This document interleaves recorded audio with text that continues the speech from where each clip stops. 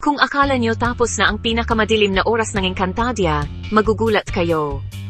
Babaguhin ng episode 13 ang lahat. Handa na ba kayong malaman ang susunod? Pagkatapos ng walang awang pagkuha ni Mitena, malapit nang bumagsak ang Encantadia. Nasa kanya na ang lahat ng elemental gems at ang mga sangre. Nagluluksa sa sakit at matinding pagkawala. Naunlock lang ni Danaya ang kanyang buong kapangyarihan, pero ang kapalit, hindi masukat na kalungkutan. Ngayon, nakasalalay kina Terra, Flamara, Dea, at Adamus ang pag-asa. Makakahanap pa sila ng paraan para lumaban, o ito na ba talaga ang katapusan para sa ating mga bida?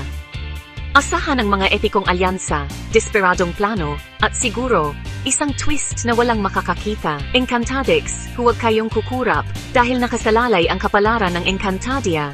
Panoorin ang episode 13 ng Encantadia Chronicles Sangre sa GMA at Kapuso Stream lang.